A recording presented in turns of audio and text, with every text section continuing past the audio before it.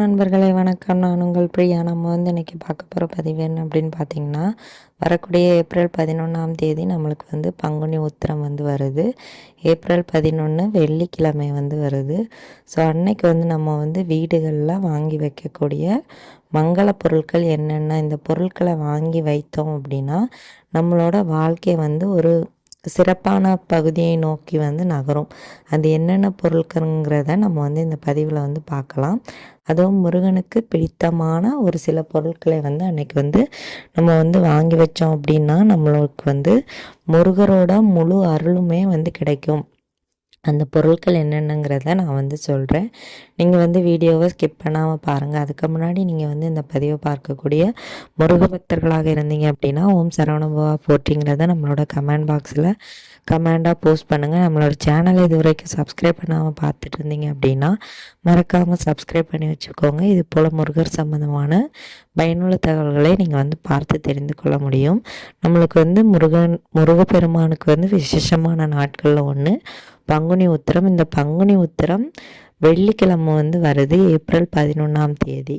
இந்த பங்குனி மாதத்தில் 12வது மாதமான பங்குனியும் நட்சத்திரங்களில் 12வது நட்சத்திரமான உத்திரமும் இணைந்து வரக்கூடிய ஒரு மங்களகரமான நாளை தான் பங்குனி உத்திரம். இந்த நாளுக்கு அப்படி என்ன சிறப்பு அப்படின்னு பார்த்தீங்கன்னா, நிறைய தெய்வங்களோட திருமண நாள், அதுவும் நம்மளோட முருகப்பெருமானோட திருமண நாளும் அன்னைக்கு தான். முருகப்பெருமான் வந்து தேவயானையை திருமணம் செய்த ஒரு நன்னாள் தான் இந்த பங்குனி உத்திர திருநாள்.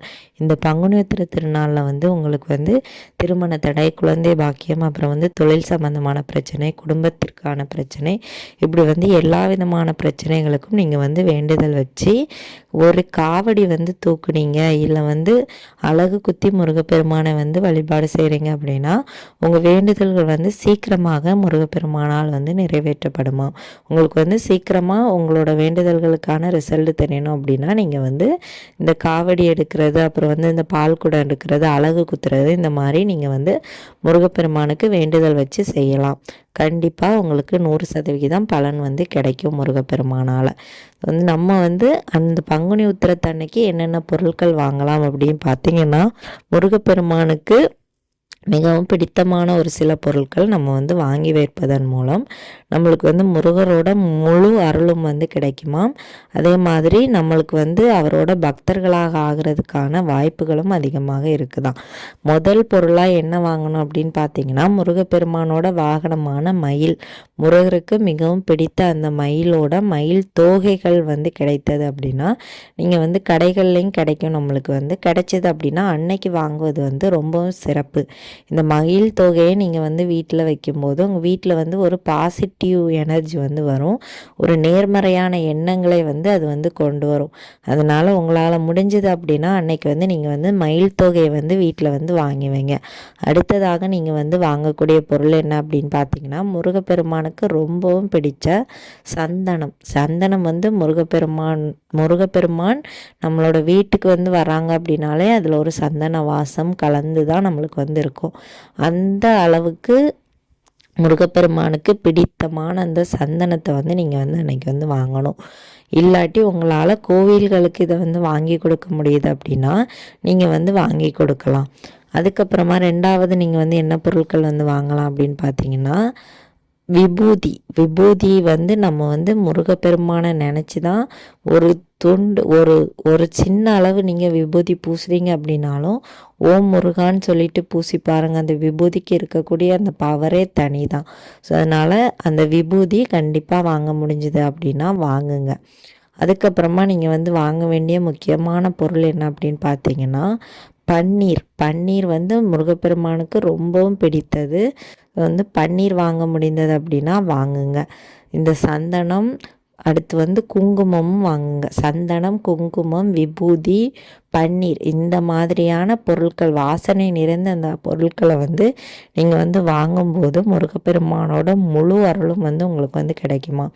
அன்னைக்கு வந்து நம்மளுக்கு வந்து வெள்ளிக்கிழமைங்கிறதுனால நீங்கள் வந்து இந்த பொருட்கள் வந்து வாங்கலாம். சந்தனம், குங்குமம் எல்லாமே மங்களகரமான பொருட்கள் தான். அதுக்கப்புறமா அன்னைக்கு மகாலட்சுமி தேவிக்கும் உகந்த நாள். சுக்கிர பகவானுக்கும் உகந்த நாள். ஒருத்தரோட வாழ்க்கையில் வந்து அவங்க வந்து முன்னேறணும் அப்படின்னா சுக்கிரனோட அருளும் வந்து கண்டிப்பாக இருக்கணும். ஸோ அந்த சுக்கிர பகவானுக்கு உகந்த தானியமான மொச்சை, வெள்ளை மொச்சை வந்து அன்னைக்கு வந்து நீங்கள் வந்து வாங்கலாம்.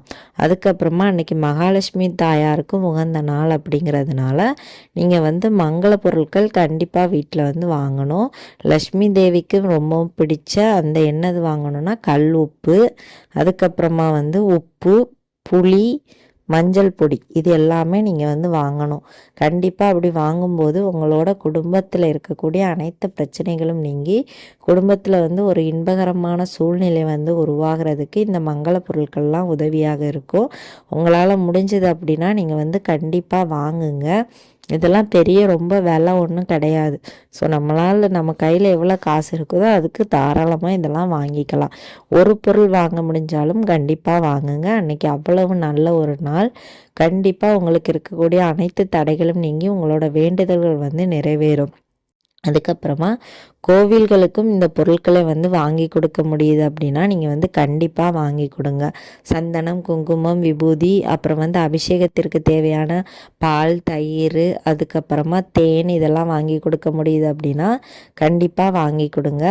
அதே மாதிரி வஸ்திரம், ஆடைகள் வாங்கி கொடுக்க முடியுதா அப்படின்னா வாங்கி கொடுங்க. இல்லாதவங்களுக்கு உணவு வாங்கி கொடுக்க முடியுது அப்படின்னா வாங்கி கொடுங்க. அதே மாதிரி உணவு தானம் செய்ய முடியுமா, உங்களுக்கு வேறு ஏதாச்சும் தானம் செய்ய முடியுது அப்படின்னாலும் அதை கூட நீங்கள் வந்து தானம் செய்யலாம். அப்புறம் வந்து கோயில்களுக்கு அன்னைக்கு வந்து செவ்வரளி பூக்கள், சிவப்பு நிற ரோஜா, பன்னீர் ரோஜா, இந்த மாதிரி சிவப்பு நிறத்திலான மலர்கள் வாங்கி கொடுப்பது வந்து ரொம்பவும் சிறப்பு. உங்கள் குடும்பமே ஒரு செல்வ செழிப்பான நிலை அடைவதற்கு உங்களுக்கு வந்து நீங்கள் வந்து வாங்கி கொடுக்க முடியுது அப்படின்னா அதுவே உங்களுக்கு பெரிய ஒரு விஷயம்தான். கண்டிப்பாக உங்களோட குடும்பம் வந்து மேன்மை அடைவதற்கு முருகப்பெருமான அருள் புரியட்டும்.